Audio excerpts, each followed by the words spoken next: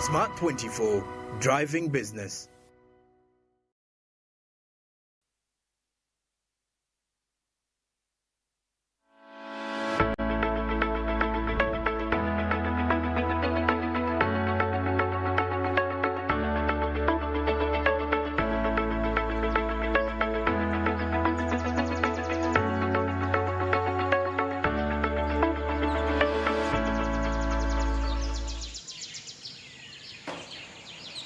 A very good morning to you. Welcome to Smart Means Business. We're live here at Smart 24 TV. I'm Doreen Kemcha. I will be taking you right through until the top of the hour. It's always a delight, of course, to have you.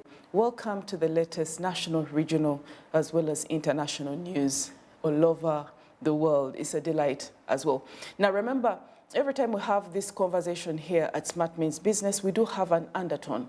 An undertone is a topical issue that is pertinent not only just within Uganda, but elsewhere. We have been, the undertone really from Thursday last week has been the plight, the situation of persons with disabilities in Uganda. We had a look at a couple of things, pertinent issues that were happening. We got within the shoes of one of the mothers who has a child with cerebral malaria. And yesterday, if you did miss that conversation from Stowell, who came in from the Architectural Society of Uganda, please get onto YouTube and find out some of these conversations and tell us your opinion as well.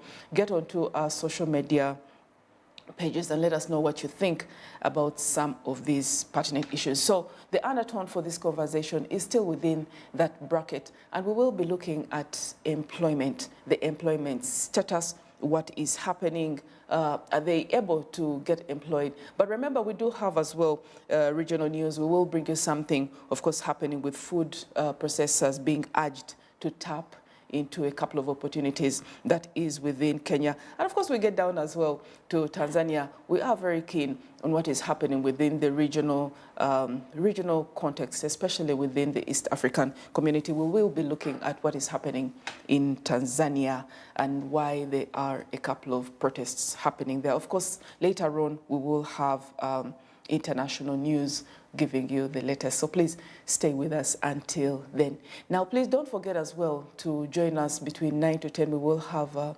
Commissioner Prosper Byonna-Nebye, who is from the Ministry of Gender and Labour. And he will be telling us as well, giving us more or less an overview of the employment status of persons with disabilities. This has been very, very key. And most of the sentiments, especially even within the National Development Plan and the programs and all that, has been really hinged on inclusivity. The youth, the elderly, the women, as well as the persons with disabilities. Any particular program, when it comes to engagement, when it comes to assessment, evaluation, really has to look at the issues that persons with disabilities have. However, we looked yesterday at the architectural detailing, sorry about that, at the detailing, and we found out Uganda still has to do quite a lot on compliance as well as sensitization about the facilities that need to be used by persons with disabilities. So today, we get to look at the employment status. What is happening? Now, let me give you just a recap. Recently, the Uganda Bureau of Statistics census report indicated that 12.4% of the Ugandan population lives with some form of disability, implying that approximately 4.5 million Ugandans are persons with disability, hence a development concern. Now, in the first conversation that we did have, of course, with another key player, we asked her to give us the scoop of disability.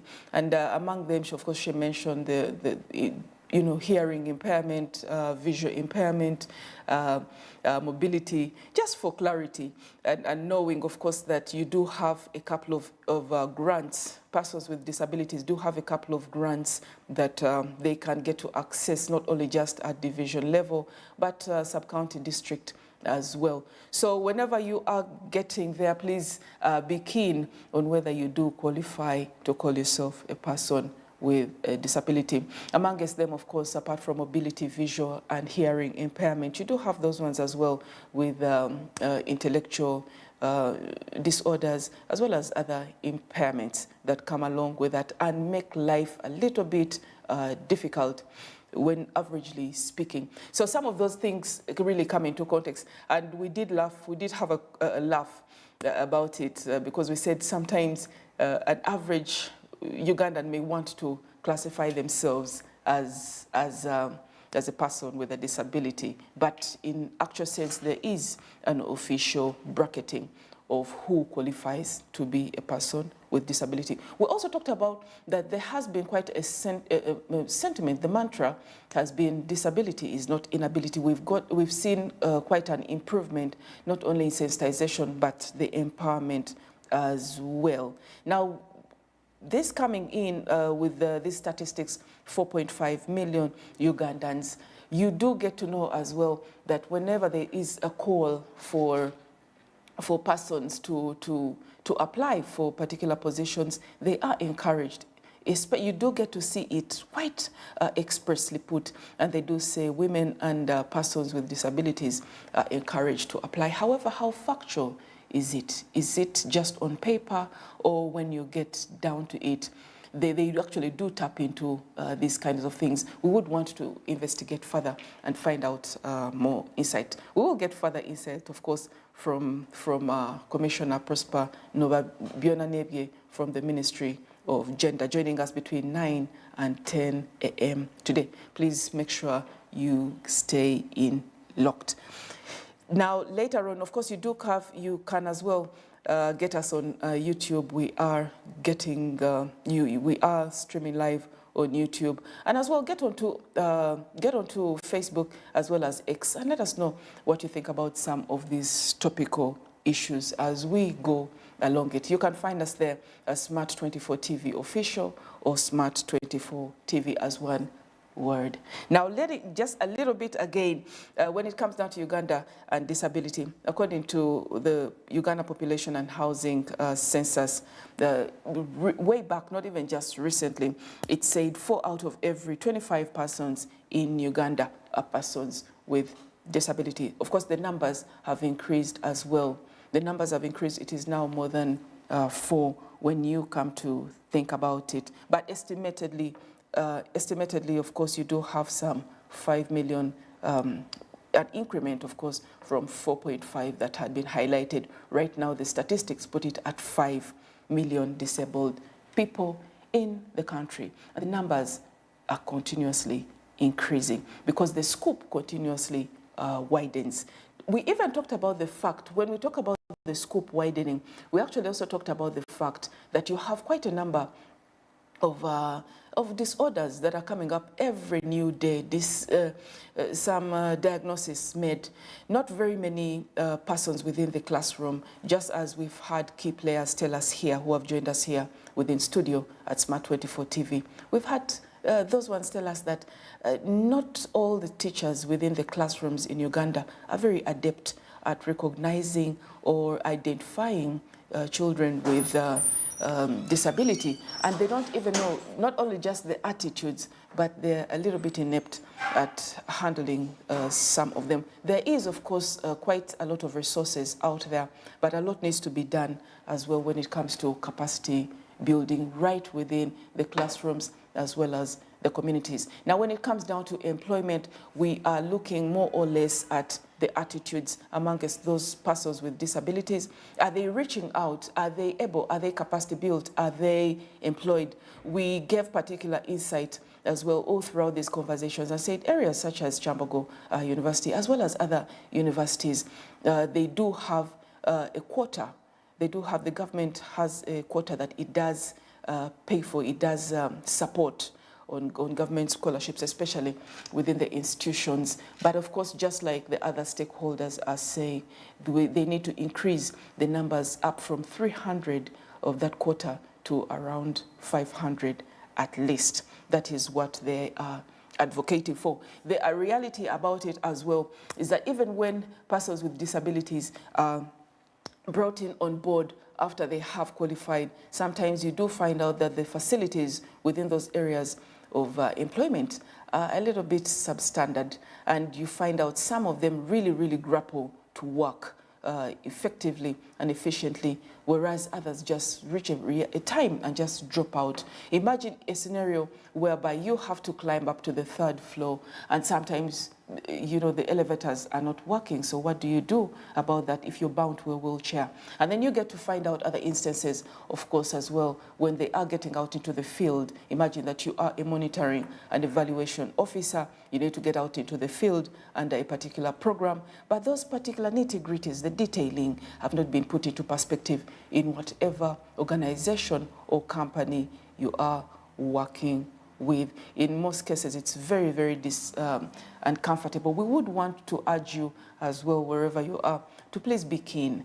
Be keen, be sensitive as well, not in language, but not only in language, but in the different attitudes, and get to know, step within the shoes of some of these persons with disabilities. Find out how it is for them. When you do find out and step within the shoes of those that are struggling or living with one form of disability or another, then it's easier for you to be enlightened and then advocate. We need more voices coming up for more inclusivity within Uganda. This is going to be a topic or the undertone of our conversation all throughout until tomorrow. Please join us. Let us know what you think. Get onto our social media pages and let us know what you think. Right now, let me dive straight into the press review and find out what are the papers saying. Press review coming up next.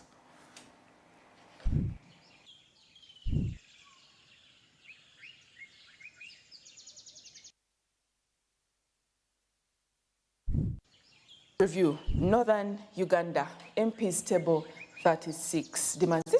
This has had a little bit of on and off. There has been some dissentiment, some dissatisfaction, a little bit of it, all the way from the very beginning of this journey. Let us find out what else. Get your new vision for this aspect. Uganda's beauty is unparalleled, says outgoing UK envoy, and that is what she has said. What are the best moments? You will find out, of course, within the new vision. Health Ministry trains medics set to procure vaccines. Mpox has not really been taken serious by very many Ugandans, but it is still out there. World Health Organization puts Uganda on alert as 4 cases are confirmed. There were a couple of others as well in the refugee settings. Now, Mpox is a disease found in wild animals such as squirrels, rats, mice, and monkeys, and can spread to people. It is caused by the monkeypox.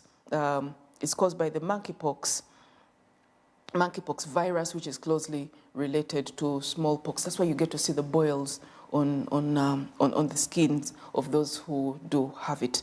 It can also occur through human-to-human transmission through prolonged close contact of infectious skin. It is the reason that patients are encouraged to wear long-sleeved attire to protect themselves in the environment around them. Please put on long-sleeved attire. Be very, very mindful. Now, for the average Ugandan who gets to travel within the taxis, that is where you have to shield yourself, really put on as many garments as possible, and maybe an overcoat. It's a good thing for you that right now, this very morning, it is cold.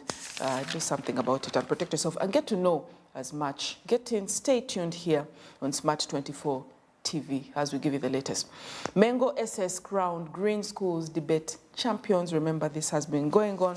There was quite a fight from that debate, that is what is happening. For those who have been following Katanga's trial, forensic expert on how he handled DNA samples, a lot of intrigue, a lot of complexities have been within this case. You can follow it up there. Now, when it comes to Northern Uganda, the cover story, MPs table 36 key demands. Some of the demands, of course, solve high levels of poverty, solve land conflicts, work on poor road network, tackle low income levels, compensate war claimants, pay project affected persons, repair damaged bridges, provide common cash crop, revamp Aswa ranch, provide tractors to mechanize and produce massively. Remember, this is a flat land, typically very flat, and has so much underutilized land.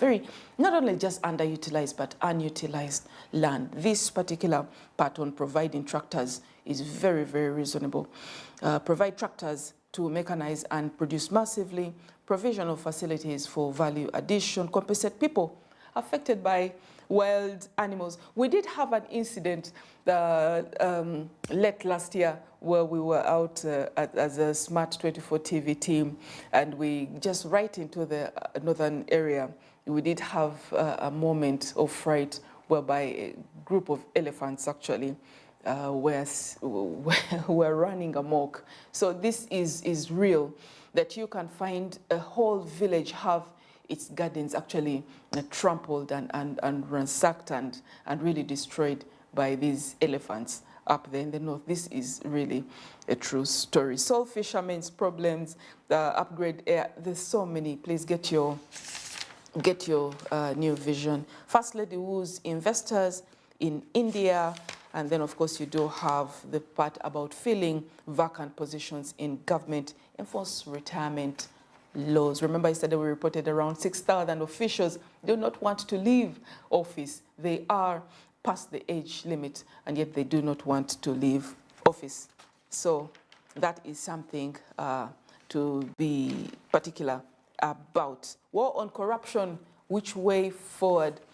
That is sentiment coming in. Uganda's relationship with the kingdoms of Eswatini and Lesotho. Create a system that is fair, inclusive, and supportive of all medical graduates. Now, in your daily monitor, we do have their cover story is the HIV hotspots, if we can go through it. Fort Portal, 14.1%. Soroti City, 12.5%. Lira City, 12%. Kalangala, 13.1%. Chotera, 14.1%. Chotera still comes up on the mapping. It still comes up on the mapping. This place has refused to get away from this. I think it is because of the high traffic and proximity maybe to the border. You still have as well Masaka City at 11.3%. 5.1% is the national prevalence. Officials say the nationwide rate of new infections is not declining at the desired rate. Please be mindful as well. You do have a couple of creations, innovations, step aheads going on, of course, in regards to the vaccine, in regards to ARVs, a couple of trials, PrEPs there being taken on by those who are exposed. But you don't have to lose and put down your guard as well. We talked about the cost implications. You can find this on YouTube during our conversations here at Smart Means Business or Smart 24 TV. Refer to YouTube on our channels. You will find that conversation there. We talked about the cost implications, and we did have key players in the fight against HIV/AIDS coming in and giving us really the correlational data on the cost implications when it comes down to every Ugandan. And of course, we do have the difficulties. You got to see that during the pandemic, the lockdown, that the ARVs could not reach out, especially to islanders within Uganda. So please be mindful. A lot is happening in that scenario. Bus operators in the Daily Monitor, bus operators protest Karuma Bridge delay. A lot has been happening when it comes to transportation. Death of 10 people in Chenjojo bus crash, a loud awakening call. This was from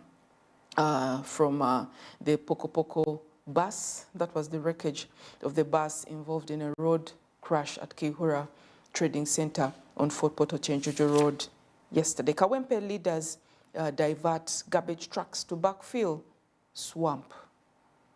I'll repeat that. Kawempe leaders divert garbage trucks to backfill swamp. So they have allegedly allowed garbage trucks to temporarily dump garbage in a swamp in their village so as to reclaim it. I think environmentalists need to come up and do something about this. Now back to the HIV increases in urban areas. Adolescent girls actually are quite involved in this, and they are getting quite a problem. When it comes to areas with the highest HIV prevalence in Uganda, you've got Gulu at 10.2%, Lira City 12%, Soroti 12.5%, Chotera 12.2%, Buikwe 9.1%, Hoima, Fort Poto, as well as Bushenyi and Mbara coming up with the highest prevalence rates. Inside new free education policy, please get to know about it. School fees, the key highlights: school fees and other charges will be prohibited in all government-owned primary and secondary schools. All government-owned primary and secondary schools will operate as day schools and not including seed schools. Government-owned secondary schools may establish separate boarding sections which parents can enroll their children in on a private arrangement. Finally, as well as a special education program for Karamoja, will establish free government-owned boarding schools for compulsory education in the sub-region. A lot comes in. Poor infrastructure affecting progress of northern Uganda. How universities shared slots for medical interns, placements. A lot is happening. Get your Daily Monitor and your new vision and find out what is inside it. Let's take a short break. I will be right back after the break with the regional news.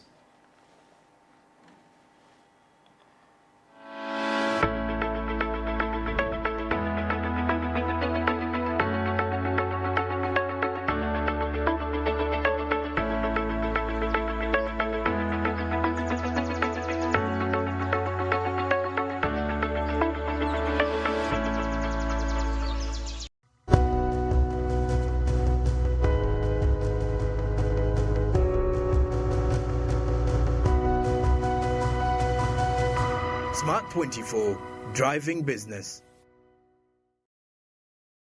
I am Muriel Jamila Hope, a student of Ebenezer Baptist Secondary School, a senior 4 candidate in Obongi District, Itula Sub-County, Dongo Village. And I am in the bakery class, currently studying, pursuing the course of bakery in Lira City. But why have I come here is to add more value, to add more knowledge on the skills that I have. Because when I came here, the skills that I have got is on the best ingredients that I can use to actually make good products. But our great congratulations to the government of Uganda, His Excellency Yoweri Kaguta Museveni. He's really someone who is a mentor to everybody. He is really someone who is nationalistic, who is patriotic. We appreciate his duty towards our country, towards our women, so as we develop our economy. My congratulations to Grow Project and Nuibis Foundation. We appreciate their efforts. They shouldn't regret their funding, their investment in women in such a vocational training, because it's for the betterment of our economy and to have a great future for the future generation. Grow, generating growth opportunities and productivity for women enterprises. We all have that friend, always by your side for the big moments. Alina drama munji. And sometimes akuteka kupressure, but it's always there to celebrate your wins. Where would we be without our BFF? This season, enjoy football's best moments with your BFF GoTV. Upgrade to GoTV Max to enjoy all the best football live on Super Sport. GoTV Uganda, love it. You used to tell me that I don't make you happy. All that time you would be complaining. I'll call you every day, yeah yo, baby don't know. You can now get all the Chibuzi out with MTN voice bundles. Call all networks, Kubei Dondoro. Buy a 25-minute voice bundle for only 1,000, or buy any daily voice bundle of your choice. Dial *100 *21# and select daily, or use the My MTN app. When we talk together, we are unstoppable.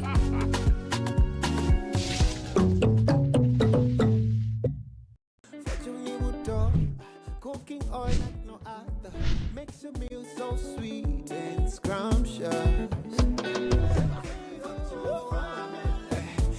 taste of Uganda.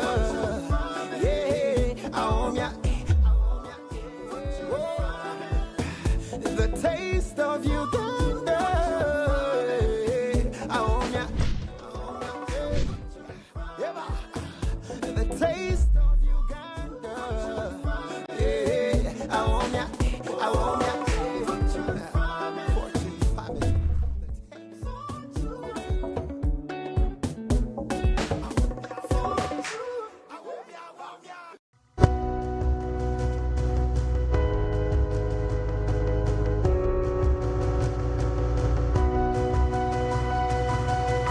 Smart 24, driving business.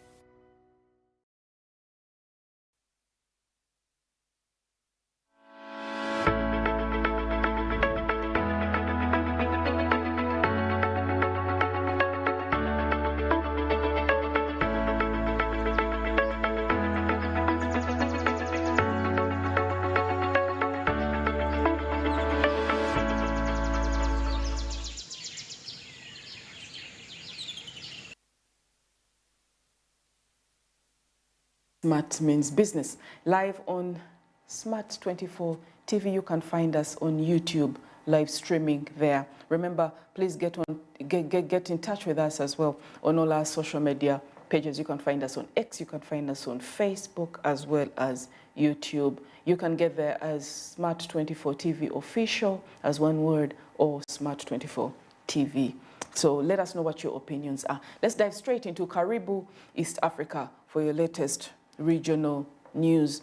Kenyan African food processors urged to tap into population growth to cut imports. This was a new report from the Malabo panel has stressed the need for African food processors to take advantage of the rising population, urbanization, and middle-class incomes to decrease the continent's reliance on food importation. The report, titled Value Up, Policy Innovations to Advance Africa's Food Processing Sector for Growth, Jobs and Health, highlights how African governments and food processors can take advantage of the triple pool and create vast market opportunities for processed foods across the continent. According to the report, Kenya, Ghana and Senegal are three countries on the continent that are making strides in prioritizing the food processing sector.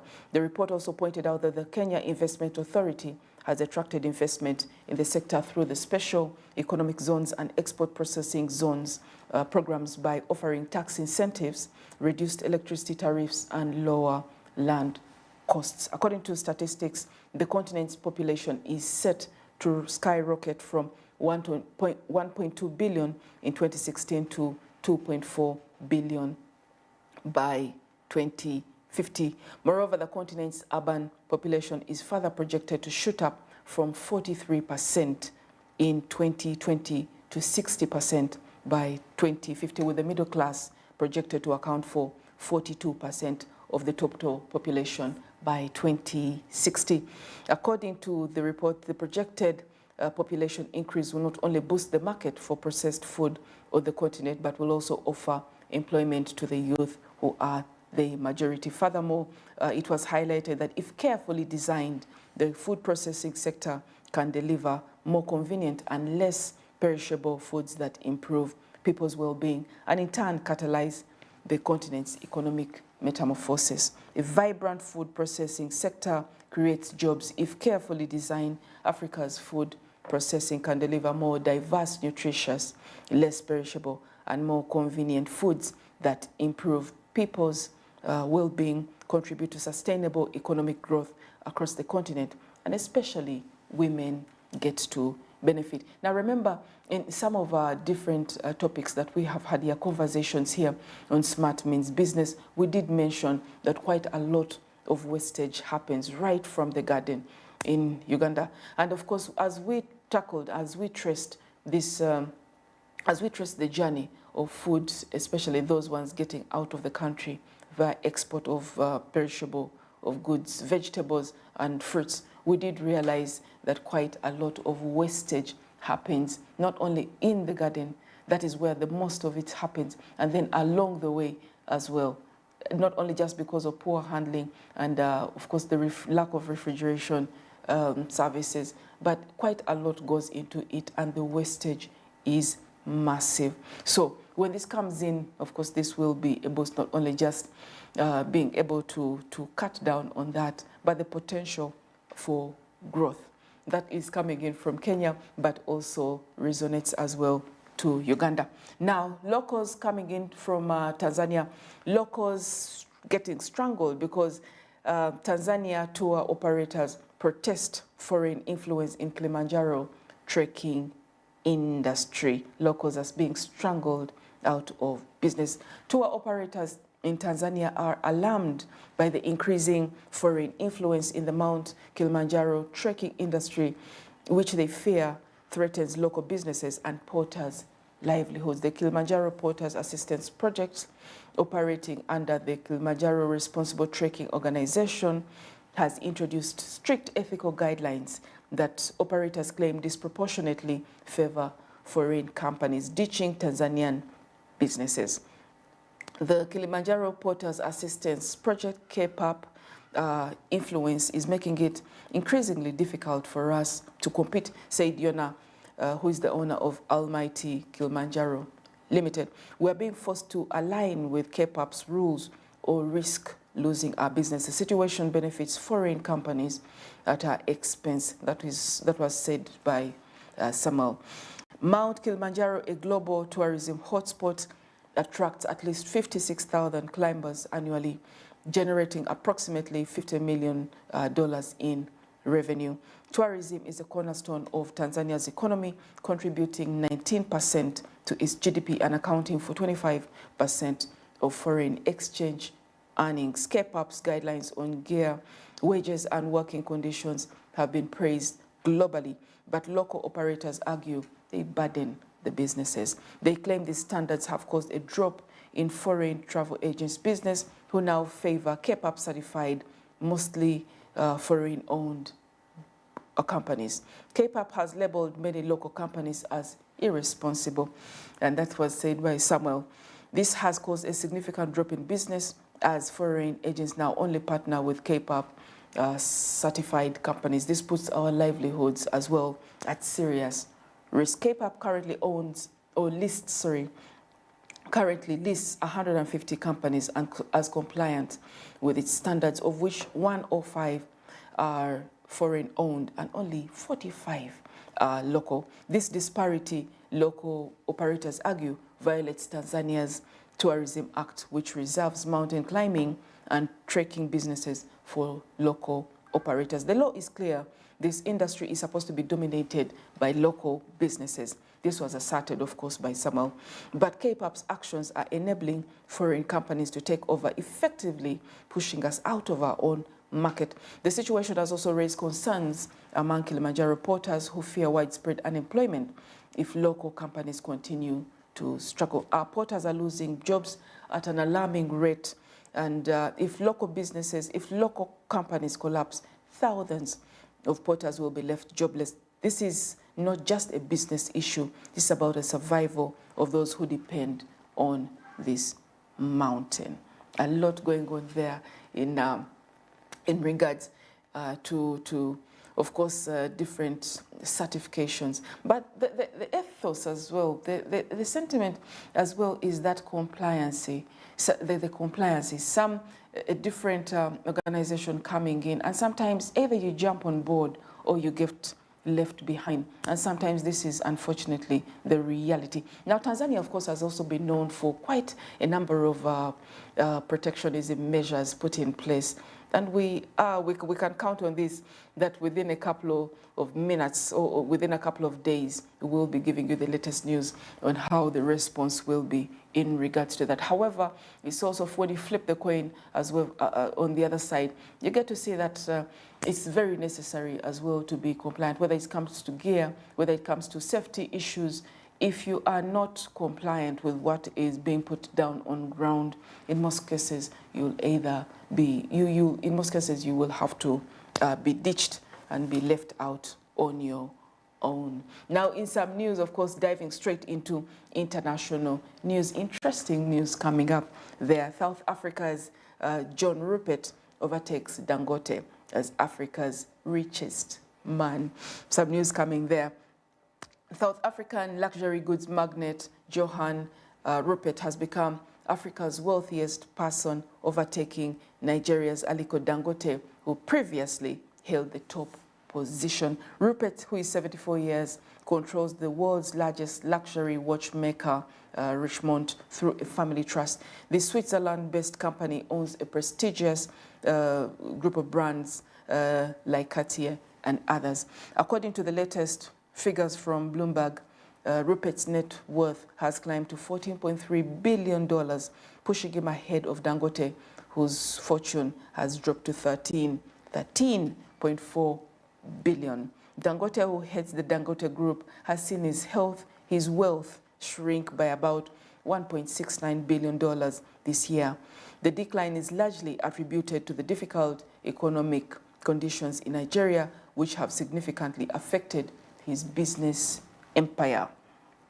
Dangote's wealth is largely tied to his 86% stake in Dangote Cement, which is publicly traded. His interests and investments also include stakes in Dangote Sugar, Nascon Allied Industries, United Bank for Africa, as well as interest in food manufacturing, fertilizer production, oil, and the Dangote refinery in Lagos. In the rankings, South African billionaire Nikki comes in third with a net worth of $11.3 billion. He's followed by Egyptian businessman Nassef Sawiris with $9.3 billion, while South African investor Nati Kish is fifth with $9.14 billion. That one shows you who is toppling who, but of course, the different challenges. Now remember, on Smart Means Business, we have been highlighting the different pulls and the pushes that Aliko Dangote has been facing, especially in regards to his refinery. And then, of course, in the month before, we were also talking about the different ways in which there was some inflation in Nigeria, and the different ways in which prices had really skyrocketed. Quite a lot of upheaval had been happening in Nigeria during that time. Well, coming in to see that has led to a shrinkage of Dangote's wealth by $1.69 billion dollars just this year alone, and the year has not yet ended. Of course, he did close out in his remarks on a very positive note, and mentioned that he will be able to clear up the different upheavals. He did, of course, as well cite a couple of impediments, some challenges that were not out of his, that were basically being brought in by other outer motives and other desires.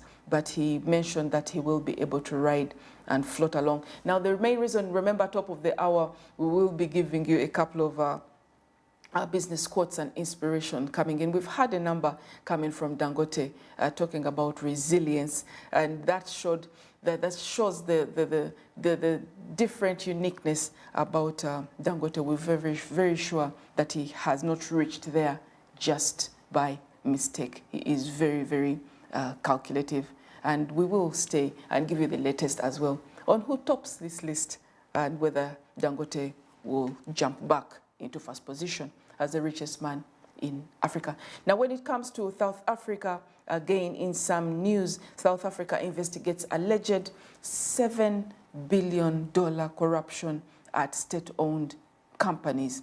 South Africa has active investigations into alleged corruption totaling more than $7 billion at some of its top state-owned companies, according to a report published recently by the National Anti-Graft Unit. The investigations are not new, and some have been running since 2018, and all of them were cited by the Special Investigative Unit CEO in a report to a parliamentary committee to give an update on the status of the probes. Those investigations involve 6 state-owned businesses: Ports and Rail Company Transnet, Arms Company Denel, Power Utility, ESCOM, the National Lotteries Commission, National Airline South Africa Airways, and Passenger Rail Company, PRASA. Those are the 6 companies being investigated. Around 60 suspicious contracts and hundreds of cases of conflict of interest and other alleged corruption worth nearly 4 billion of public money under investigation at Transnet alone, according to the report. Also, there are nearly 40 other ongoing investigations into alleged corruption involving different state-run businesses and national and provincial government departments worth billions more dollars. Even more investigations have been finalized by SAIU ahead of being made public. SAIU unveils scale of corruption over 15 years. 15 years coming in. There are allegations, of course, that the widespread corruption over lucrative government contracts during the administration of former President Jacob Zuma, who led Africa's most advanced economy for 9 years before stepping down in 2018 because of the allegation. He had been quite mentioned in quite a number of scandals during that time. But a judicial inquiry into high-level corruption during that era implicated numerous government officials and executives at state-run businesses in taking kickbacks and bribes from businessmen in return for government contracts or favors. The culture of graft permeated through all levels of government, according to the allegations. Hardly any of these implicated have faced criminal charges. It's had devastating impacts on South Africa's economy, including the near collapse of its electricity supply because of graft and mismanagement at Power Utility ESCOM, a company at the heart of many of these scandals. South Africa was plunged into record levels of nationwide blackouts last year because of the crisis at ESCOM. More than 270 contracts at ESCOM worth around $2.2 billion are under scrutiny in an CU investigation that has been running for 6 years. Now, when it comes to PRASA, the rail company, investigators also believe that $540 million was lost to corruption at passenger rail company PRASA, some of it through a scheme where money was allegedly stolen through payments made to more than 1,200 ghost employees who didn't exist, the CU report said. One contract under investigation worth more than 300 million dates back to the 2010 Soccer World Cup that South Africa hosted. South Africa's then ruling African National Congress Party became synonymous with allegations of corruption during Zuma's presidency.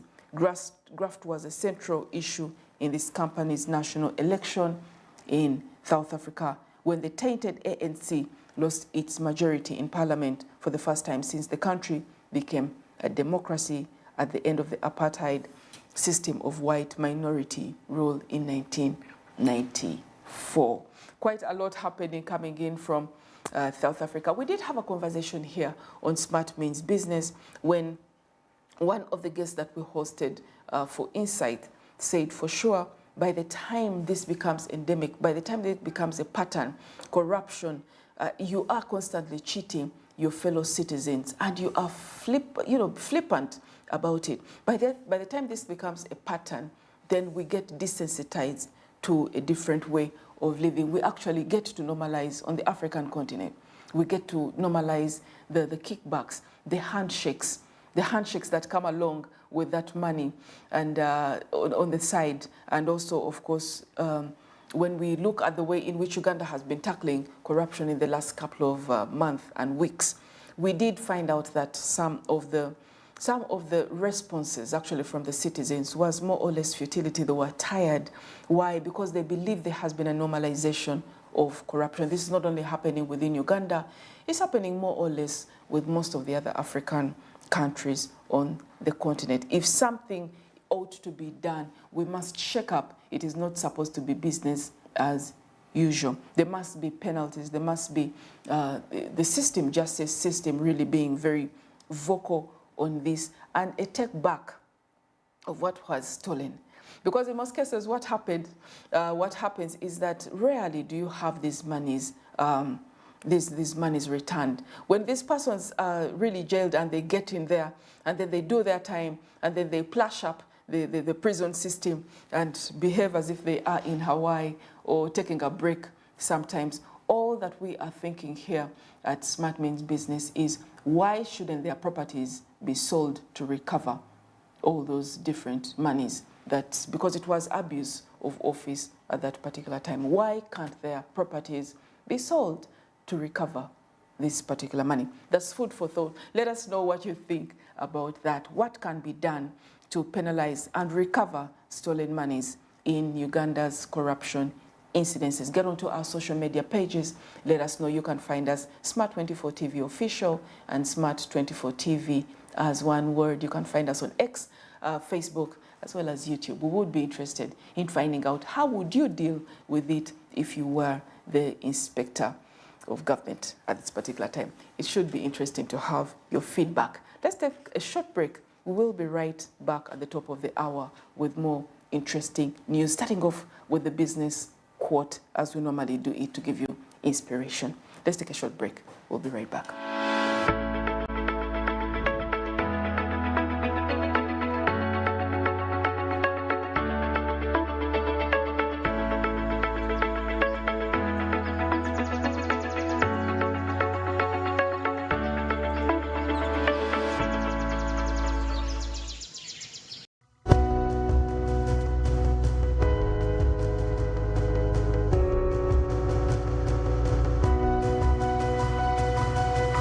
Smart 24, driving business.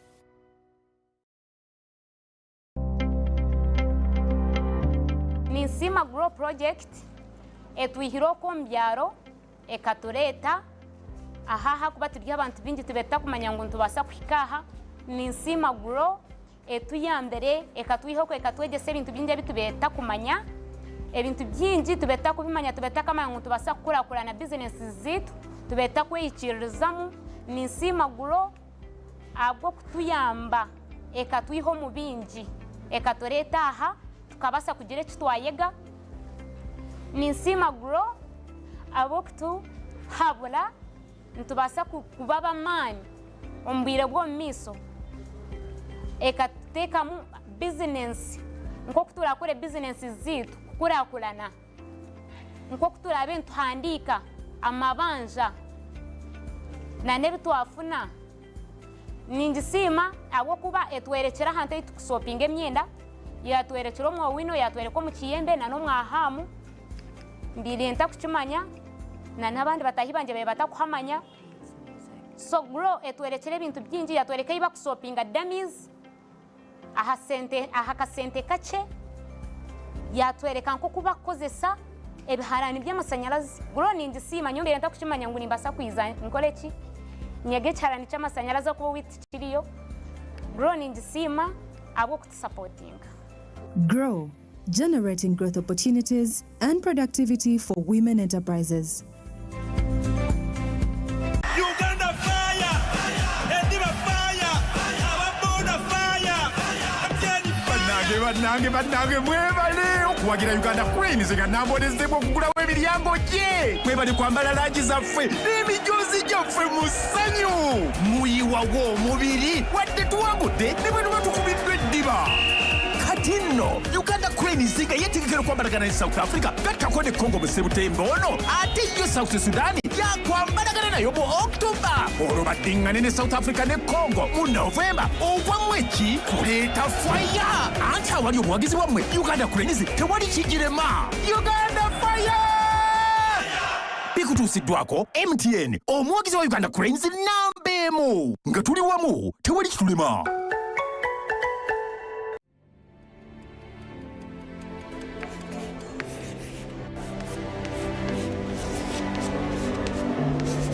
This is Jordan.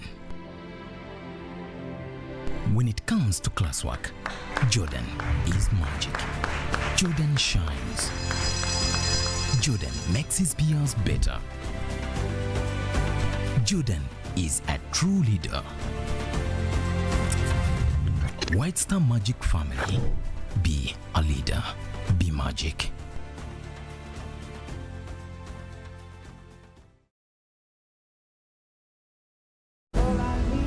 Three inspired souls brought together by love are set on a life-changing journey. This is your life, Mackenzie. This is no longer a dream. It's just something about Mackenzie. I'll never marry you. Your position does not allow you to break work relationship rules. Where choices change everything. Crossroads, weekdays at 8 p.m. on Power Magic Prime. DSTV channel 148, GoTV channel 303.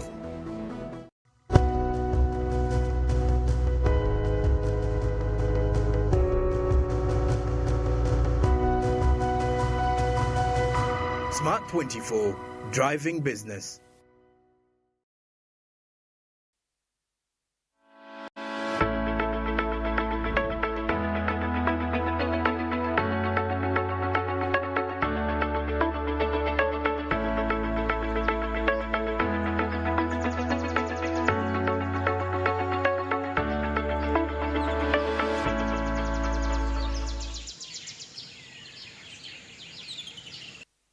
From the break.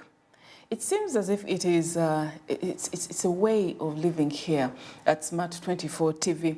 We want to inspire you. We also want you to have a little bit of introspection to find out, do you get to think about the things that you think about, your thought patterns? What do you think about? How do you attack challenges when they come over?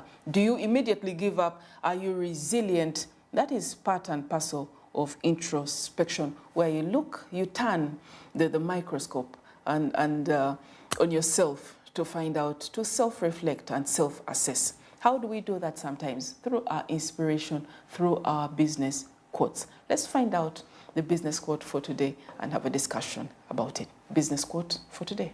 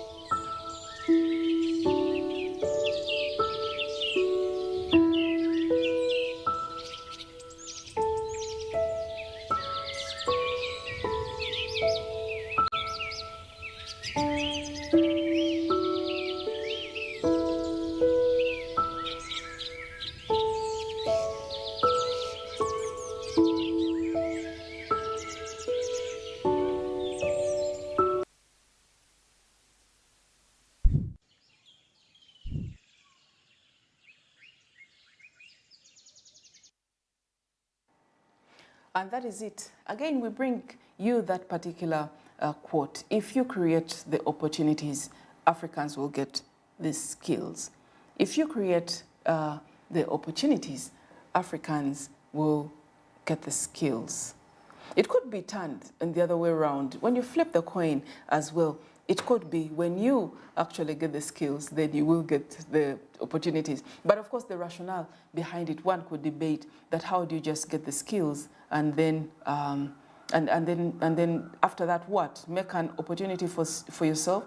It could as well happen when you flip the coin that side. Others will argue from one side that you must be able to have a skill or go for a skill once you know there's an identified opportunity. There's a gap right now in vocational studies. You can, there's a need for welders, there's a need for oil and gas, personnel, and then you go forward because there's a need, then you go forward and get the skills. Someone could argue it from that point of view, but you could as well have the skill already. Why? Because when we look at the graduates that come out of the universities, most of the times they cry that they don't have jobs, they don't have opportunities, but the reality is that they do have the skills. You could create your own job. That means you could create your own opportunity because there's a lot, there's a thriving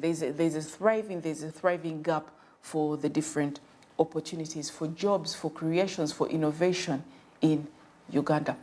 So those are two sides of that particular a particular coin when you come to think about it. What do you think about this? What should come first? What works basically? What comes in first?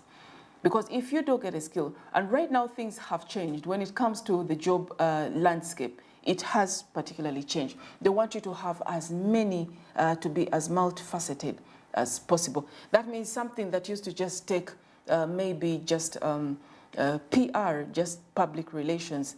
Now it's not just communication alone and the ability just to get on camera and speak. It is not just the ability to get and really defend your company wherever it is and in whatever situation it finds itself in. That means you must also at the same time have social media skills. You must have, in one way or another, analytical skills. You must be able to have a couple of skills that you would be able to integrate within whatever docket you're working. The reality about it is that you pursue a skill and you are able to integrate it wherever you are. Skill, skill, skill.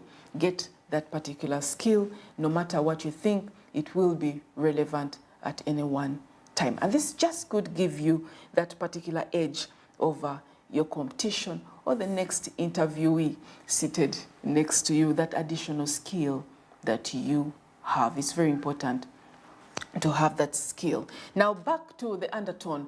The undertone, as we were talking about what is happening in our own Uganda in regards to the different persons with disabilities in Uganda. Our undertone, our topical undertone really has been employment inclusivity today, talking about inclusivity in the context of employment.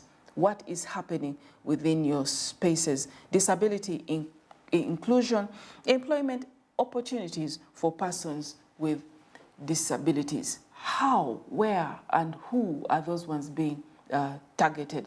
We've seen quite a number, especially when it comes to the job sections, and they normally actually come out and say specifically, even for the different organizations, international organizations, they really specifically urge women and persons of with disabilities to come out and apply. Are they able to apply? You do have quite a number that are actually right now empowered that can be able to do that. When you're working for an international organization, it is very easy to have all this because there's compliance when it comes to all the different pertinent amenities and all that should be in place when it comes to persons with disabilities.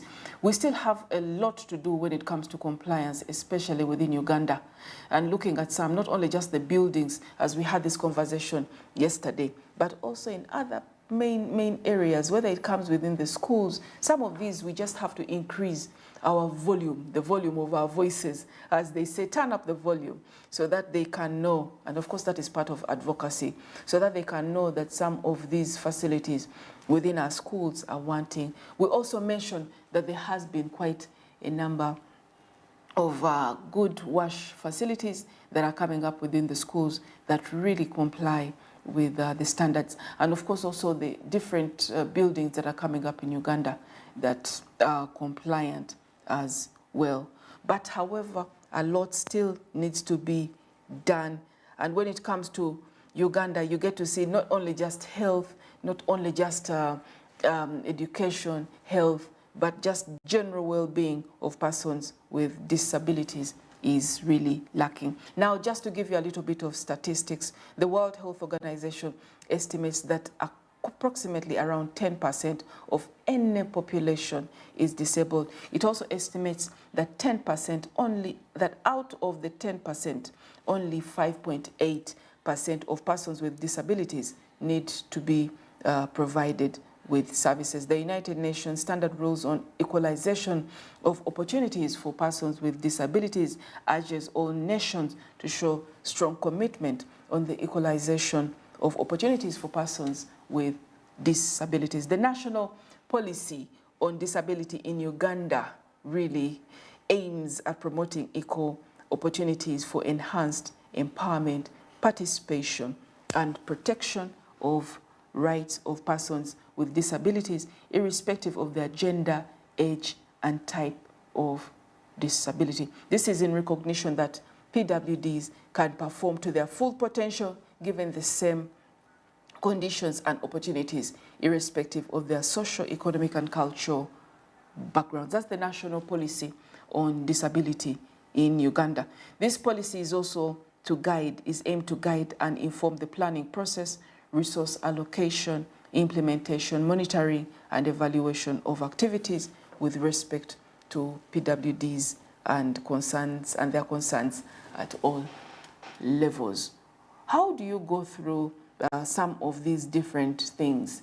We talked about the fact that there has to be an increase in the sound, an increase in the voices of persons with disabilities. And it's collaborative. It is not just saying that you wait for the person with that particular disability to come out and speak about their concerns. If you have a collaborative effort, just as we mentioned yesterday, it takes in more weight, because at the end of the day, your voice is louder, it is bigger, and at least it is more spread across. Like we mentioned yesterday in our conversation, you can find it on YouTube, get there, and you will be able to find us there.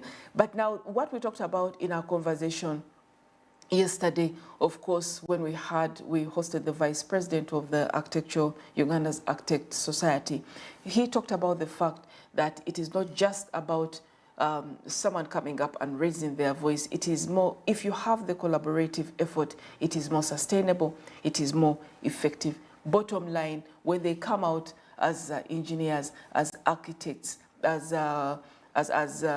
social workers, as the medics, and talk about really the plight, the concerns of PWDs, it will make more sound and more weight when rectifying some of these gaps. Have you ever thought about the fact, let's even talk about just the health sector.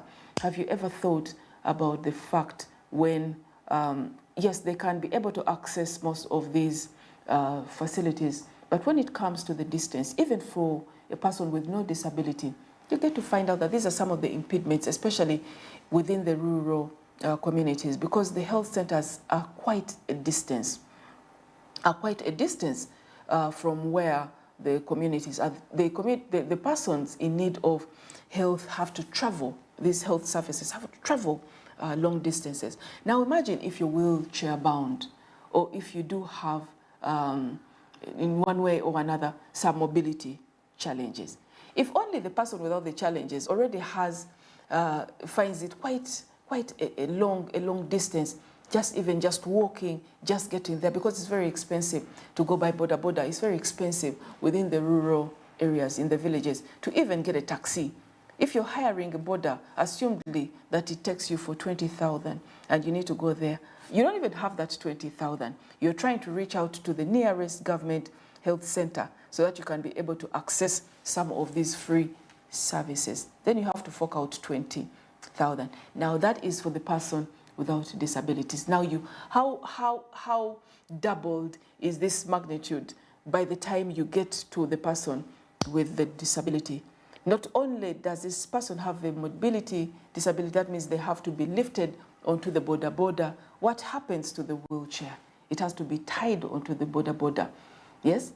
It is sometimes we just have to get into the shoes of these persons. Not only do they have limitations, and these limitations are valid. It is not an excuse to say that they have the same space. No, sometimes these issues have to be put into context. Now, assumedly, we get to look at our transport sector, and we had a hint on it in our conversation yesterday. These particular cars, the taxis that we have, how enabling are they? How conducive are they when you come to think about it? How conducive are these taxis? Where do you have to be lifted. You have to be lifted literally. If from your wheelchair, you have to be lifted into this taxi. And whom are you sitting with? Where is your wheelchair going to be? It's going to be propped on top. You know, it's going to be propped on top. You have to be lifted in and lifted out. What about the dignity? And for those without the wheelchairs, let us talk about even the visually impaired. What happens? You have to have a guide, someone to go along with you, or you will be relying on others as well, all throughout the journeys.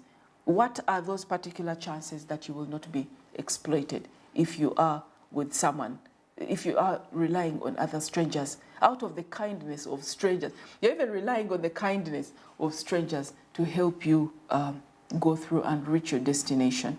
And then if you do have a guide, that's double the cost. If it was 20,000, unless the person is propped up and sits on your laps, how else? That will be 40,000 to, and then another 40,000 to and fro. That's 80,000 for the person moving and living in the village. It's exorbitant. It's exorbitant. So if we do have that scenario whereby at least you do have that scenario in which definitely some of these different aspects are put into consideration. Can we have the ramps within our taxis that are coming out? The EVs, the Kayola buses, do they have these ramps? Do they have these? Are they inclusive? Are they as inclusive? Because we don't have for the taxis, the regular taxis.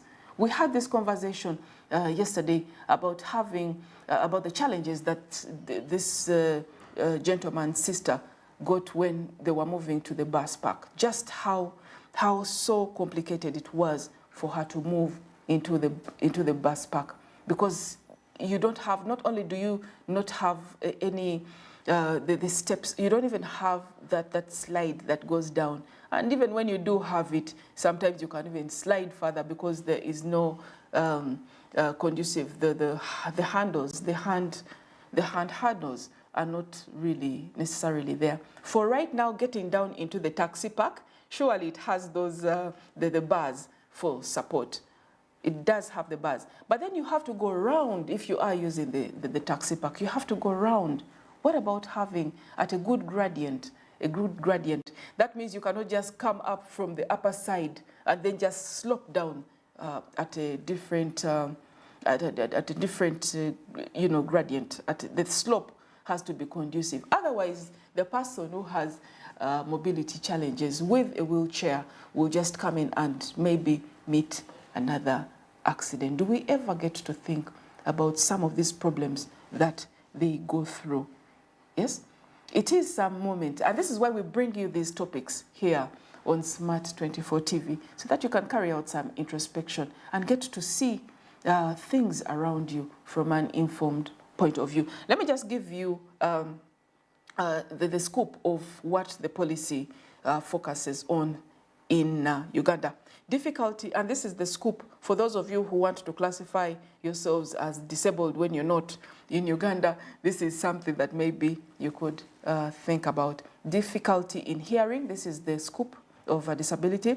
Difficulty in hearing, difficulty in speaking and conveying messages, difficulty in moving around and using body parts, difficulty in seeing, strange behavior, epilepsy, difficulty in learning, leprosy, loss of feeling, and multiple disabilities. A combination of any of the above difficulties that will put you into the category of a person with a disability. Now, when it comes down to loss of feeling, let's please be categorically clear. This one has to be put out blatantly. This loss of feeling does not come in because of some of matters in regards to what is happening in your private life or in your intimate relationships. That loss of feeling should not be categorically put there.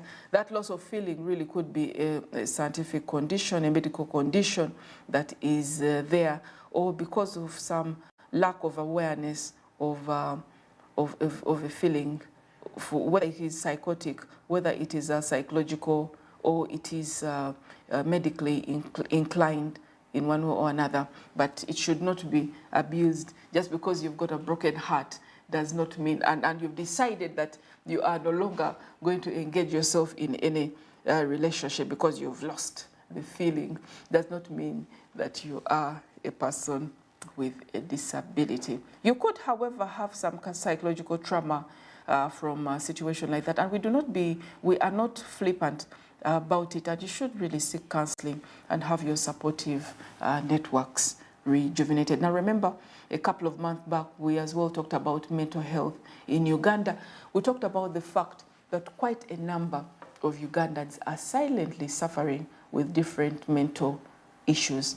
And by the time you come in, and this is why we spent, I think, 2 weeks saying, be kind here on Smart Means Business. Please be kind to people. And just giving you a recap about it is because the numbers of persons suffering with mental disorders are on the increase in Uganda. And of course, the capacities to have these diagnosed and treated are slowly lowering, because Butabika Hospital is overwhelmed, whereas other areas seem to, especially if you are paying out of pocket, are a little bit expensive if you are paying. So with Butabika Hospital being overwhelmed, we are cautioned as well to be very mindful about our mental health. If someone comes to you and they say they are suffering in one way or another, they are at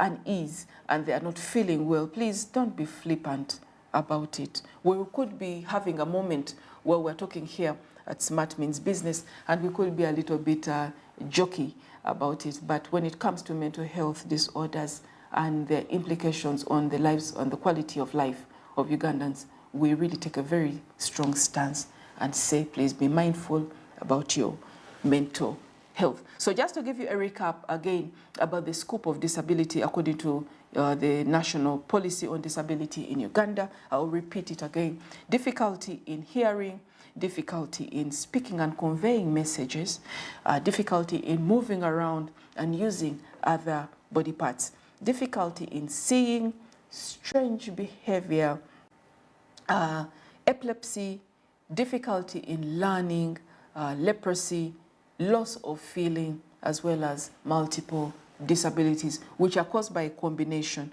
of any of the above disabilities. Please be mindful. The most observed disabilities in Uganda are loss and use of limbs at 35.3%, spine injuries 22.3%, hearing difficulties 15.1%, seeing difficulties 6.7%, difficulty in speech and conveying messages 3.9%, mental retardation at 3.6%, mental illness at 3.6%, and others at 9.6%. The northern region has the highest rate incidence of disability rate at 4.4%.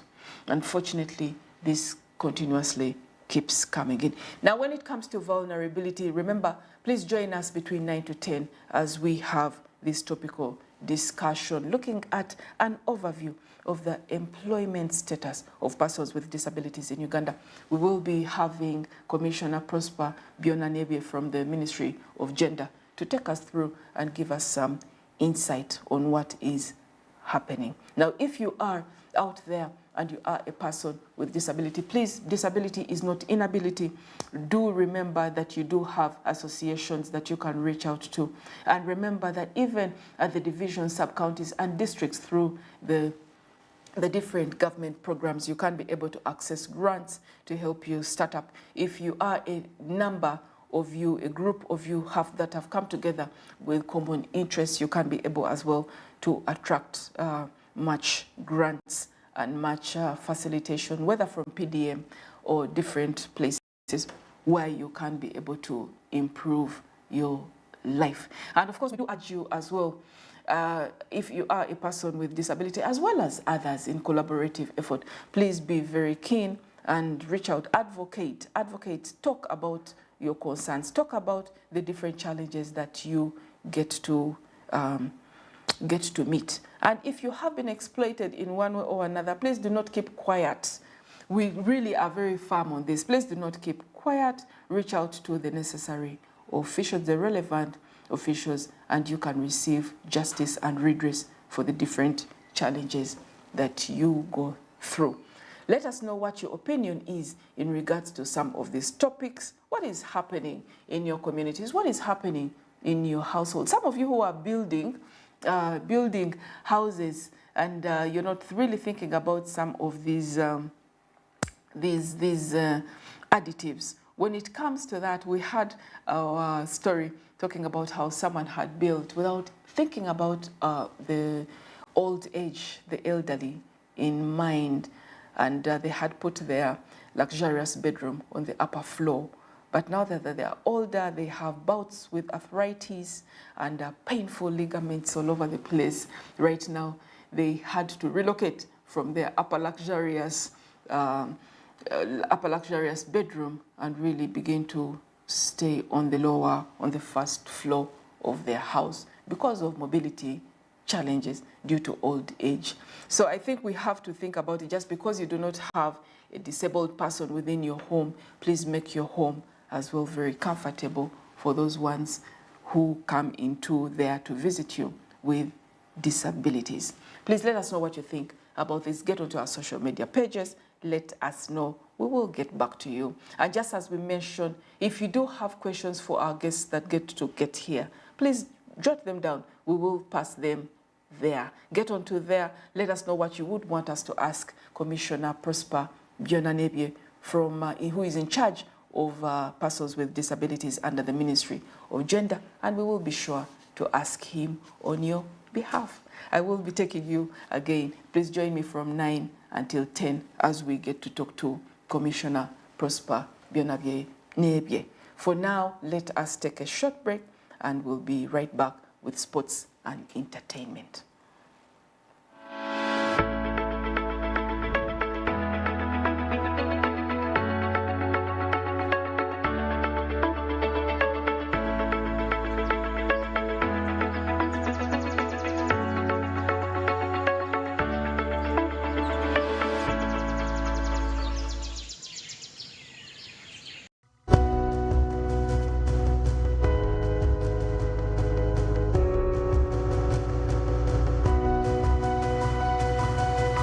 Smart 24, driving business.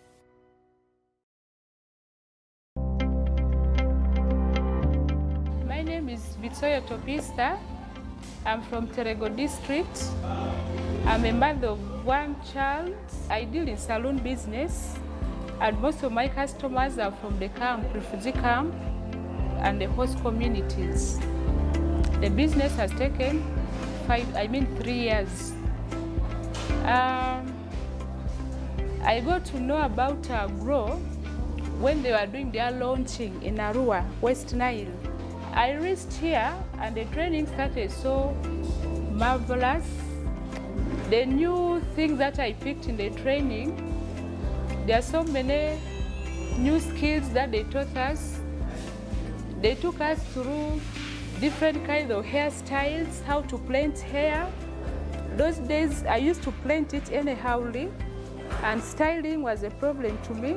But this time, I'm able to plant different kind of hair styles and also making the designs.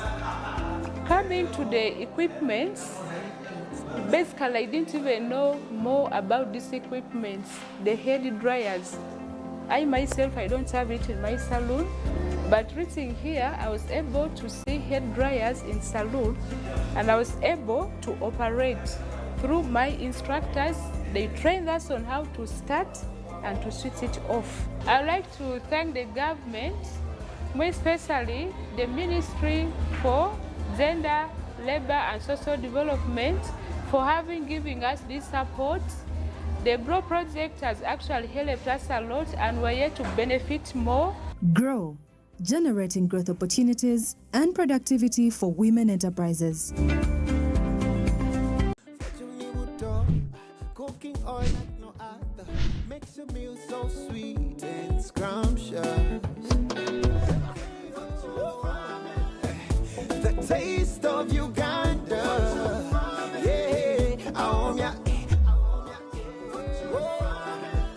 the taste of Uganda,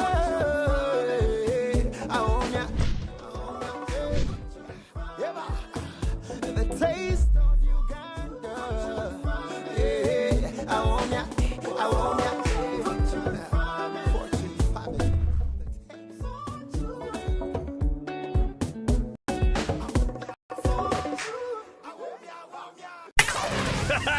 It's Super super fast internet. Oh, it's a super camera. It's a super battery. One battery full. Yeah, it's a super deal. Get the Capote Super from MTN now at a reduced initial deposit of only 49,000 shillings and pay the balance in Pola for as low as 833 shillings per day. Grab this Super Capote deal this Christmas and get 2 GB of free MTN data every month for 8 months. Get the Capote Super now from any MTN shop countrywide. Everywhere you go, MTN. Regulated by UCC. When it comes to unboxing the biggest and best shows on the planet, we've got plenty. Go ahead. Yep, we've got loads of this, buckets of that, and bags of those. Ooh. There's smart stuff and fun stuff. The best under the sun stuff. Wow. Far places and spaces. Car races and chases. Paw Patrol is on a roll. Yes, we've got heaps of absolutely everything ready and waiting for you to unbox. Only on DSTV.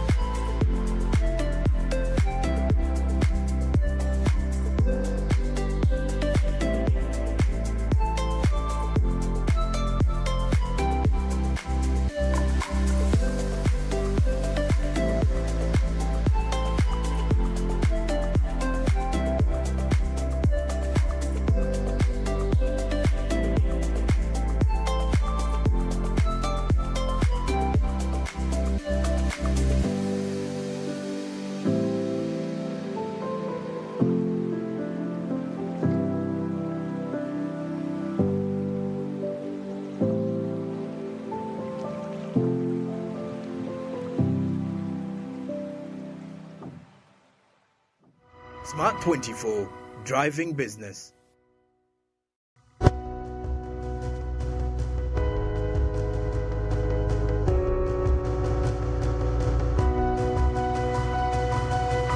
Smart 24, driving business.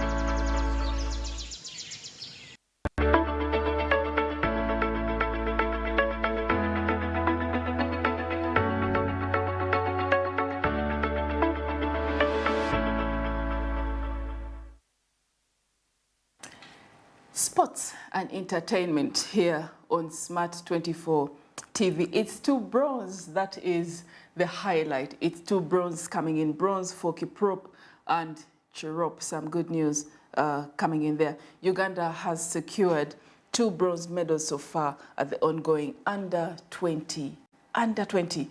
That one, for your information, is a good one coming in. Under 20 World Athletics Championships in Lima, Peru, and of course thanks to the impressive performances of Kenneth Kiprop and Charity Cherop in the 5,000 meters and women's finals respectively.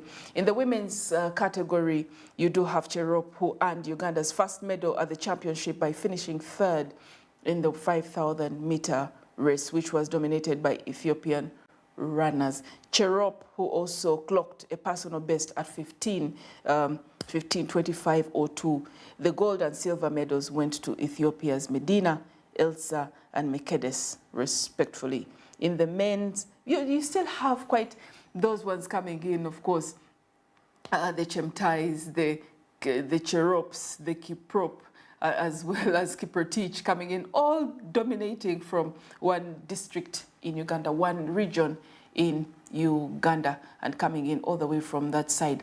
What particular support should they be having? What particular support? And we have been drumming this here at Smart 24 TV for quite a while now. More support is needed. This is right now. If you get them, this is budding talent. Started much earlier.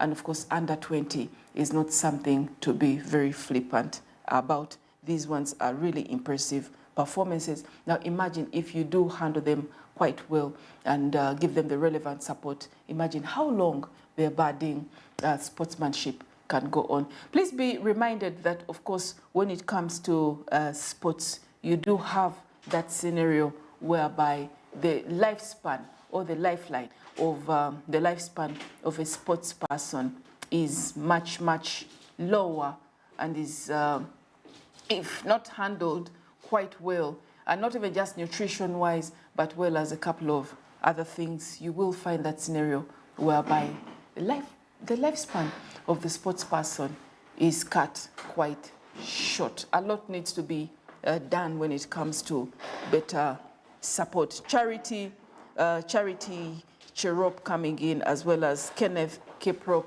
earning Uganda some 2 bronze medals so far at the ongoing Under-20 World Athletics Championships in Lima and Peru. Some good news coming in for Uganda. Remember, we did have a couple of medals as well from Paris, and Uganda should be able to do something about it. This is something whereby Uganda not only receives recognition, but can as well be able to tap into it and do some good, getting some money coming in for Ugandans. Now, when it comes to the Paralympic Games, which are underway, powerlifter Dennis Mbazira and athletics prospects Peace Oroma were the flag bearers of the Team Uganda at the opening ceremony of the Paralympics 2024 held in Paris as well. Mbazira said he will not only hold the flag high, but also work towards a winning medals on his debut at the Games. I'm glad to hold the country's flag and feel the urge of working towards winning a Paralympics medal. Now remember, this comes in quite handy at a time when we are focusing on the plight and the situation of persons with disabilities in Uganda. Now the Paralympics are there for the taking. Not so many disabled persons in Uganda get to actually be pushed. It's as if they have such a ton of problems elsewhere that just glorifying within the Paralympics is not something on their table. But it is something to really consider. It's quite vibrant. Please, if you do have a disabled person, encourage them to get there. If your child is disabled but still able to participate, please do that. Do that as much as possible. Never know, your child could as well have some couple of medals coming in. Para swimper Husna Kukundakwe and David Emong among the other 2 athletes Uganda is fielding at this year's Games, making their return after the Tokyo display, where Emong won bronze. Kukundakwe is lifting the country's flag after being the only Ugandan athlete to hold the Paralympic torch, an honor that does not come easy. Kukundakwe, we are so proud of you. Kukundakwe coming in with holding in the torch. We will be, of course, looking at this, given that the undertone of our conversation since Thursday have been more or less inclined to persons with disabilities in Uganda. Some good news coming in there. But right about now, let me turn to my colleague. Good morning. Hello, good morning, Doreen. How are you, Andrew? I'm okay. How are you? Fine, thank you. Yeah. Paralympics, we have quite a number there. We've got Kukundakwe coming in, swimmers, para-swimmers, as well as powerlifters. competitors coming in there. And of course, some bronze coming in from Cherop and Kiprop. What are your sentiments on that? Well, I think that really puts Uganda at the forefront, most especially taking a look at, I think that reminds me back of a conversation we had some time back, that as a country, we ought to focus on that sport that really defines us. And we seem to have actually had success when it comes to athletics and so many related aspects that are underway. So the Paralympic Games, yes, I think this is quite has a lot of potential. Potential, and it puts me in a position of saying, okay, what is the future like for that sport, most especially on the side of our country, Uganda, and for the participants? Well, interesting. This is something that we know what sport can really do when it comes to changing someone's livelihood. Yeah. Participating. You mentioned something about encouraging parents taking their kids to participate into this. This is quite healthy and also gives that boost of morale. The boost of morale. But also removing the stigma.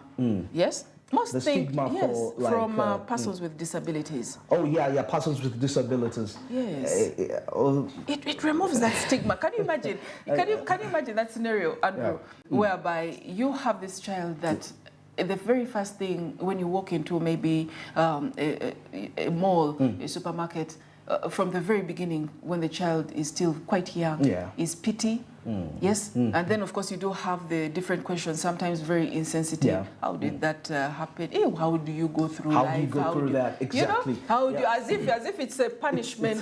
How do you go through life? Yes. And how terrible? What did you do? What did you do during pregnancy? It can be very exhausting. And then when you have all that, and then maybe you have Kukundakwe come in and give you, you know, or you have para swimmers. You have different. A monk comes in. David, a monk comes in and gives you a medal. Imagine how amazing. Nobody actually at that point. No one cares about your inability or your disability. Yeah, it has already created a new perception about your new potential and what you can actually be, and how important you can be to the society. And I think that's what we really need. Yes. You know, because when we have a balanced society where all kinds of people are represented, then I think livelihood would be the best. Would be. But to me, what stands out the most, especially for the Paralympic Games that are underway right now, is the potential. Especially, it comes in quite at a time when we've been talking about the undertone, you know, persons with disabilities all throughout from last week. Exactly. It's removing the stigma, given that a lot of sensitization is still needs to be done. Still needs to be done. Yes. Perfect. But do these people really? I want to understand. Does the community really support the sports that are being where the participants are actually people that are disabled? Because the fans might have this perception of, you know, they envision the pity, and perhaps they are so much more used to a perfect picture, seeing a participant in totality. In totality, perfect. Exactly. You've brought it out quite well. So. The perception might a bit kind of hinder, and once these disabled are into this field and they look around, and the turn up is not according to the expectations. I can imagine what it does to them psychologically, in terms of, oh, is this what people think about us? If people that are well made were the ones into this playground, perhaps the masses would be allowed. So I think it should also come to us, the fans, away from just encouraging the disabled to participate into the sports. There is encouraging them, but do we give them the hope that they're actually worthy to participate into those sports? Yes. I think that also sounds a huge, to me. I think the onus is on them, and us to keep pushing them, right? To keep pushing them to defy all the stereotypes, all the attitudes, negative attitudes that come out to limit them. If there are brackets that say, okay, you don't have the 2 legs. You don't have the 2 arms. You have 1 eye that's working quite well. And you have some sort of, you can't hear quite well. You can't communicate quite well. Because there are lots of you can't. Yes? Yeah. And that's the bracket of you can't. It is up to us, really, sometimes to give them that nudge and turn that narrative into you can. Yes. And then, of course, it is also really up to them, the owners as well, is also up to them to basically shift this you can't into I can. Into I can. Yes, I can. Well, and that's the reality about it. If I may ask, because I've seen these disabled, they compete against themselves. Yes.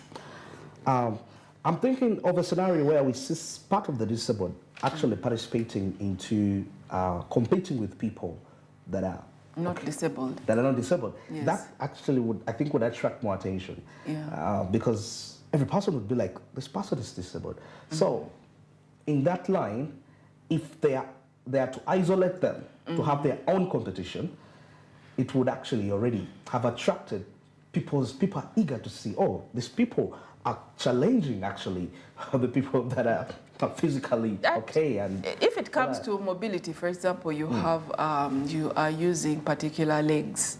Yes, we've got like the South African who unfortunately had a couple of incidences. You have those particular, additives. They help, okay, from those the new technology. You have no limbs, the legs, and then you have the technology to help you run. And it gives you it's a very, I think, unfair. It's a very unfair situation for you to have to run with someone who has 2. But do you know, like you mentioned the limbs, those people can actually compete efficiently. They seem to be so free. Yeah. And with technology these days where they make part of these legs kind of connect to their neural system. Yes. It's as if it is actually your foot. You can feel, you can tell it, then stretch, because it's definitely connected to. But then when it comes as well, I do not feel in one way or another that it sort of like belittles them when they have to go through the Paralympics. It does not belittle them. The reality about it is that there was quite a lot that was said about the South African guy that had the tech legs, right? A lot was, yes, the tech legs that was said about him. What were they saying about it? They said, of course, he had maybe they gave him a very, and the tech legs gave him a very unfair advantage. So they boosted these. Yeah, not was said, because they were looked at with a lot of suspicion that maybe they boosted. Yes, that they boosted his running ability to run and all that. A lot is said. And I know that's where we're heading to. Definitely. I've heard about, I know we're about to cross into the movies, but this is a theory that was being developed of designing avatar-like bodies which can actually boost the normal human capacity, whereby you can actually do extra duties more than the natural physical body. So if I see that happening, and those stories are actually, those people at some point, we shall say 50-50 they are right, 50 they are wrong. Yeah. But I think we can see how far technology has gone when it comes to being incorporated in sports, most especially being soon. Perhaps they might design some legs which can actually help people play football who don't have. Especially now that they are connected to the neurons. Definitely. Artificial intelligence is actually proving to us that I can take home. We've seen quite a number that like the arms, right? Exactly. That the arms really, really work so well. It's just like the human. Exactly. Yes, but in the case of Oscar Pistorius, that was the South African sprinter who became the first amputee to compete in track events at the Olympics. Yes, as an infant, both of Pistorius's legs were amputated, but that didn't stop him from becoming highly active in sports. But of course, you do have the fact that you do have the fact, of course, that people will be looking at some of these artificial legs as having that extra boost to push you further. But it comes in handy. It gives you the ability to be able to do everything that you want to do. Yeah. Of course, when it comes to the prosthetic legs in Uganda, it's still, we are still on the, I think, like level 2 maybe, or level 3. We have not reached to level 10. But they're doing, and with all due respect, this is not bringing down really the efforts of that department. Can they import? In health. Of course they can import, but they're very expensive. When you look at the wheelchairs and how expensive they are, you can imagine just getting the new version. For like 20, let's estimate you're getting for about 50 people. It is even just for one. Even just for one. And how much? I'll find out how much each, how much those legs really cost, and trade them. I don't think. Okay, we can estimate about $10,000. $10,000. I'm thinking, 15. I don't know whether I'm just over-exaggerating it. Yeah. Because when you mention expensive, okay, so that's now, according to what we get here from Prime Care Orthotics and prosthetics, for those ones, for those without health insurance, a basic prosthetic leg can cost around $10,000. Yes, but first wait. That is the basic one, but the more advanced in your mind, those ones in your mind, and that are computerized prosthetic leg, controlled by muscle movements, the ones attached actually to the neurons, can cost up to $70,000. Oh goodness. 70, that's around more than 210,000. Let me try. More than $70,000. If I'm to at 3.7. 3.7, right? Yeah, put it at 3.7. Let me check out here. $70,000. Yes. Times 3,700. It's 259 million Ugandan shillings. Exactly. For just one leg. Just one goodness. leg. Look, very super cool. That's level. We are level. That's level 1. You Trust see. me. No. We're well past. I'm saying, if you mention a basic one, 10,000. Yeah. A shift from 40 million to 259 shows us that we are still on level 1. Yeah, no. For the $10,000. We are really not on level 1 because I have seen the material that they get to use. The material that they get to use, the the basic ones at level 1 were very uncomfortable. If we're talking about the legs especially, very, very hard material. You had lots and lots, especially for the limbs, amputated limbs and the amputees. It was a bit... It was very hard, normally wooden or different hard texture. So it had lots of bruising. Yes, it would bruise them because that attachment. Then you'd be looking for softer tissue to pad the amputation, the amputated before putting it within the other side. So you had lots of bruising. But now you do have a different version that uses a very softer, wonderful material that makes it a little bit less bruisy. Than the first one. That's why I'm telling you, we're not at level 1. We're not even at level 3. At level 2, we've actually gone up when it comes. 3. Yes, because you can have a mold done particularly just for your, whether it is the foot, yes, your foot size, if you're a size 40 or size 39, you can have one molded particularly for your size. For your foot size, yes. And even still, you know how they would put on, it was ramshackled, you'd have, anything would work. But right now they are those ones who, if they don't even limp and walk into the room, styled up, you won't even know that this person, apart from the occasional limp once in a while, you won't even know that this person actually has an artificial limb. Yes, you can't know. Yes, but it also depends on the ease. It has to really, really look as natural as possible. That's number 1. But also has to be so comfortable. It has to at least have a level of comfort. That will not really bruise you or make it worse. Do you know what that reminds me of? When the Terminator movie came out, it sounded like, but we are seeing this coming to reality. Yes, and that's true. That's true.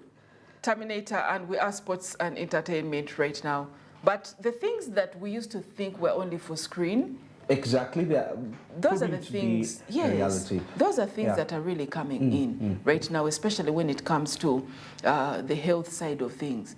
But also the idea about it is, what can we do? What can they do right now? And this is what drives them. What can they do right now to give you as much or even better than what you lost? Than what you lost. Than what you lost. My goodness. As amputees. So with time, they might get these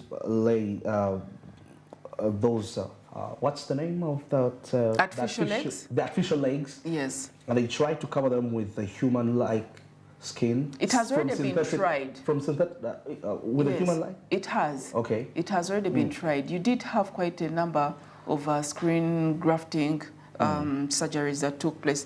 The challenge, of course, if it is, and a lot has been done, I will not exhaust that, because a lot from what the little research that I read about a couple of years back was the fact that they were using different human membrane within their different labs to see how they can grow faster. So you do have like maybe if you have a particular, maybe your arm, and this has even already been tried out, you do have your arm and maybe you lost part of it. Okay, they're very fast. It was a part of it was amputated? Yes. Yeah.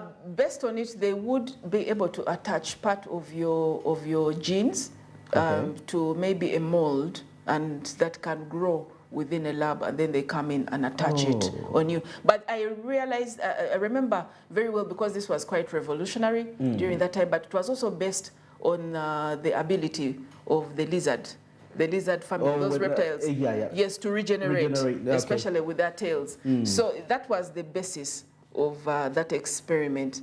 And you did have a couple of attempts, I think, during that time, whereby there was skin grafting. But you know how skin grafting is. Being able to get skin, especially has happened in burns, where you're able to get skin from your thigh, yes, then implant it and graft, so that it just naturally gets back. But the challenge with that, of course, is that sometimes it is rejected by that part.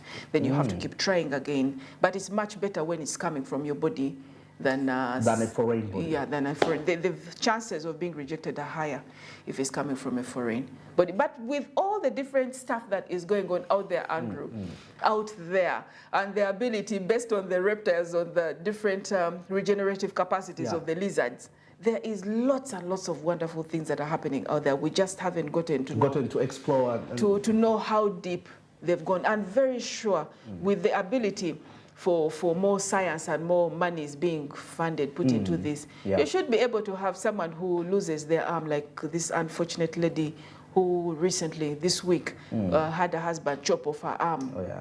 In the hospital, because they found her in a lodge, in a guest house with another man. Now, imagine her arm was lying on the road, okay? Just right there on the road. You have the capacity. Not only it's very easy, of course, if you get it immediately and put it within an ice. Yes, immediately before any particular contamination and the duration, and get it and replant it. That one has happened many times. Can they replant it? Yes, they do. They do that. That one has happened. Okay. Yes, and other anatomy, private reproductive systems that have been cut off. Those ones we know for sure that they have happened and reattached. But then, of course, the different degree to which it can be rejected is also very high. But you have a couple of successful cases. Operations that have happened? Yeah, that are there. But I think where the future is going, the futuristic component of science, is that for the lady like that has that, you could be able to get part of her genetic structure, implant it onto a mold, and have an extension of that arm. Of her arm with her exact genetic, component, the skin and everything. I believe that's the future that is already being prototyped. Then we already have a cure for cancer. Andrew. Yeah. This has been said so many times, but you know how it happens. And of course, the business side of it all, driving business here at Smart 24 TV, and those ones that want to make an extra buck from the suffering of others. That one is also make an there. extra back. Yeah, make an extra back from the suffering of others. Is there anything coming in from there as we wrap up? Yeah, just going to give a brief because we just have about 2 minutes. Just to say here, major film and TV investment firms plan, of course, to expand. Taking a look at here, we're crossing over to Hollywood Content Partners. That is LLC, a prominent Hollywood investment firm that buys out back-end profit participation from talent and production companies and has amassed a large holding of movies and TV titles. Is looking to expand its business. Now the Los Angeles Best Company, co-founded by Steve, is actually taking on this. You know why I love so much? In most cases in Africa, our industry, most especially in the entertainment, we rarely have a business touch to it, because most of it is more of gossip, if you get to realize. Yeah. And it explains why we see these industries actually kind of lagging. Of course, there are countries, a few countries like South Africa that are picking up. Yes. Nigeria picking up. But when it comes back to my country, Uganda, how I would see how serious, because we haven't yet seen the potential of the entertainment industry, most especially when it comes to transforming people. You know, I was so amazed some time back at the Private Sector Foundation Uganda when they were having some kind of an MOU with the Uganda Coffee Development Authority. Yeah. One of the ladies on the board, I think of you, still PSFU, hope she's still, I've forgotten the name, but she's in line with agriculture advisory related aspect, came out and said, you people are mentioning all this, you're mentioning about investments and all this. Then he mentioned of a certain artist who sang a song, and this song is actually selling. And this person is saying, but there are talents out there in the ghettos. Why don't we amplify already what they have? We are here talking about hard things. We already have what we can start on. And to me, I was amazed that among all the discussions, she was able to actually identify that. And it exposed my mind to how potential, the potential business of the entertainment industry. Yes. Because we haven't seen here in Uganda, when somebody perceives of being part of the industry, they have totally different mindset. Yeah. But if we take a look at the business, there is big business right there, which all needs nurturing and amplifying financially. And you will guide us on that. Yeah, next time.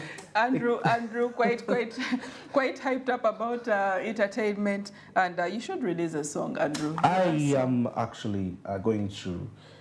Probably in April, I'll release a song. And we will out it. We will out it out here. First, stay tuned. Andrew is very particular and very passionate about entertainment, not only just entertainment and sports and business, but he is actually living the life in entertainment. We will give you more snippets on Andrew's life later on when we meet another time. Right now, let's take a short break. After that, we will dive in straight into Business Insight. Remember, we are still talking about the employability or the employment status of persons with disabilities in Uganda. We are here going to have Commissioner Prosper Byonanebye to give us an overview of what is happening. This is a commissioner from the Ministry of Gender. Join us, please, in the next couple of minutes. Let's take a short break and we'll be right back after this.